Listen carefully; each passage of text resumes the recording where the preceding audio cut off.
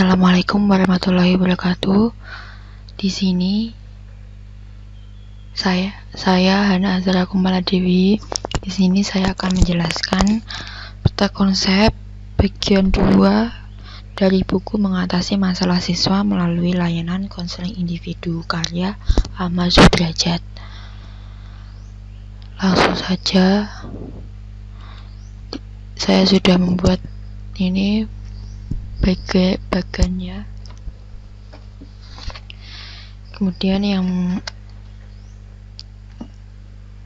ke seluruh kasus ini diperoleh pengalaman nyata para konselor yang tersebar di berbagai daerah.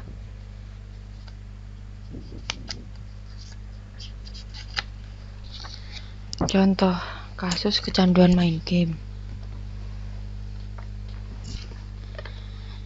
Seperti pada umumnya, di sini ada tujuan konseling, yaitu ditujukan untuk membantu klien agar dapat mengurangi dan menghilangkan kebiasaan bermain game serta menata kembali kebiasaan belajarnya. Proses konseling ini dilakukan selama 4 sesi dalam waktu kurang lebih selama 1 bulan.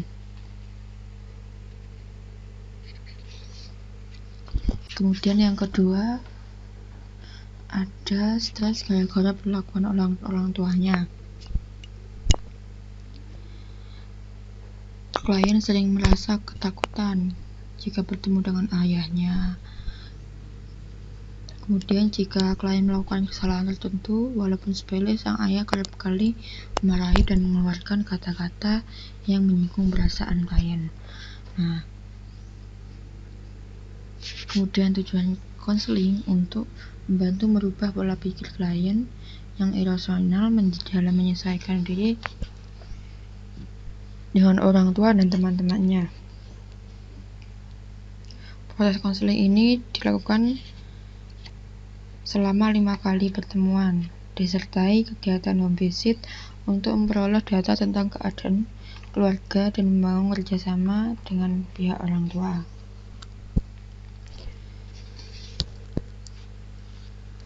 Kemudian kasus yang ketiga ada perilaku seks bebas.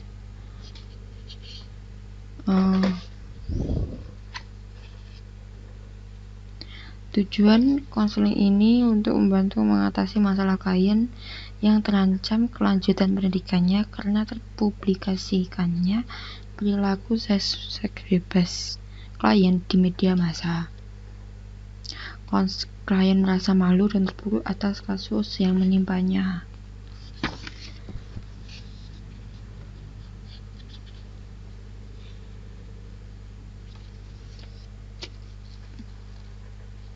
Kemudian kasus yang keempat ada menunda-nunda pekerjaan atau prokrastinasi.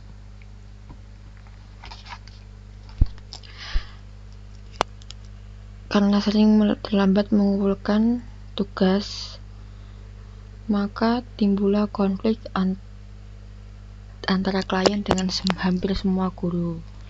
Tujuan konseling ini untuk merubah sikap, cara berpikir dan klien tentang setiap tugas yang diberikan guru sehingga dia dapat mengerjakannya sebaik-baik waktu.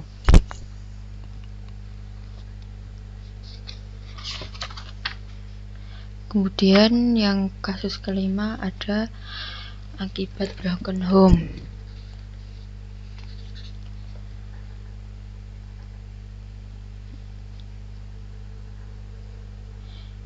Tujuan konseling ini untuk membantu klien berusaha menerima kenyataan tentang keadaan keluarganya dan mengembangkan kemampuannya dalam menghadapi berbagai konsekuensi akibat perpisahan orang tuanya.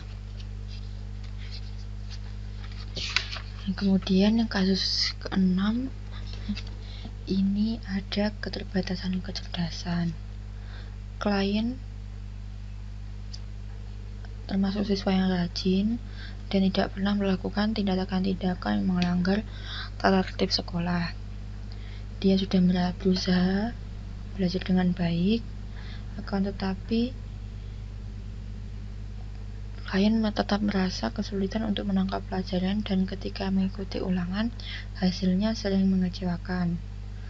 Nah, tujuan konseling ini untuk membantu klien mengatasi kesulitan akibat belajar, akibat keterbatasan kecerdasan yang dimilikinya, sehingga klien dapat menerima keadaan diri, mengarahkan diri, dan memperoleh penyesuaian diri secara tepat.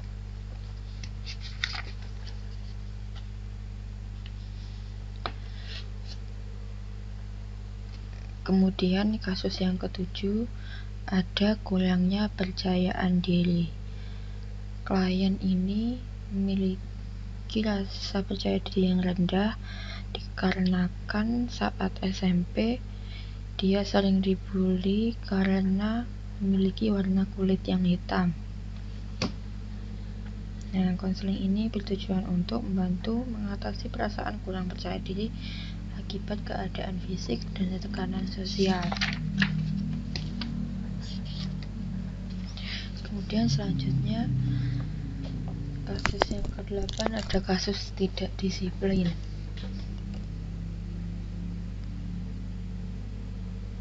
Nah, tujuan konseling ini untuk membantu klien dalam mengentaskan masalah perilaku disiplin sehingga dapat menyesuaikan diri dengan tuntutan disiplin sekolah.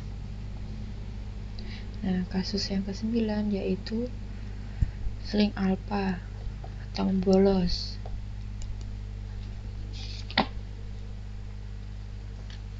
Kemudian kasus yang ke-10 yaitu kebiasaan teler. Tujuan konseling ini untuk menghilangkan kebiasaan mabuk minuman keras klien dengan cara berusaha untuk tidak keluar rumah setiap malam minggu, kemudian memutuskan kontak dengan teman-teman yang biasa mengajak dia mabuk, dan kemudian mencari kesibukan yang disukainya, yang disukai klien. Kemudian yang kasus yang ke-11 ada anggota geng motor yang hobi berkelahi atau bisa disebut juga dengan tawuran. Nah, tujuan konseling ini untuk mengatasi perilaku agresif klien dan mengembangkan potensi yang dimiliki klien. Kemudian kasus yang ke-12 yaitu mencuri.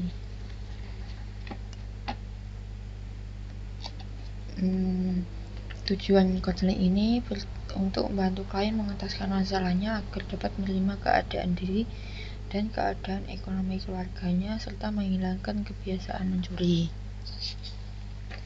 Nah, kasus yang ke-13 yaitu pergaulan bebas. Contoh kasusnya anak kos yang terjerumus dalam pergaulan bebas. Nah, di sini faktor yang memicu klien untuk bergaul bebas adalah teman-temannya. Nah, kemudian tujuan konseling ini untuk mengatasi masalah klien yaitu memperbaiki kehidupan belajar dan pergaulannya yang salah. Kemudian kasus yang ke-14 adalah clubbing. Ini mirip seperti kasus kebiasaan teler, kasus 10. Nah, kemudian kasus yang terakhir yaitu penyakit sipilis. Contohnya pergaulan bebas yang berujung terjangkit penyakit sipilis. Nah, konseling ini bertujuan untuk membantu klien agar dapat mengatasi masalah hubungannya dengan kekasihnya. Nah, kekasihnya ini yang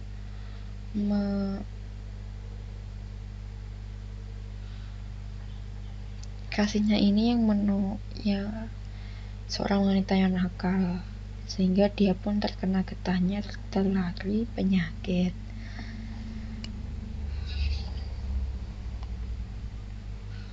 Nah, ending dari konseling ini adalah klien dan konselor bersepakat dengan pacar klien untuk mengakhiri hubungannya secara baik-baik dengan alasan untuk kebaikan mereka berdua. dan akhirnya klien pun dapat menata kembali kehidupan pribadi dan belajarnya.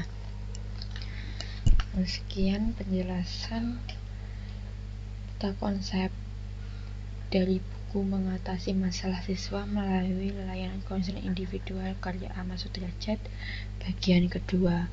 Kurang lebihnya mohon maaf. Sekian dari saya. Wassalamualaikum warahmatullahi wabarakatuh.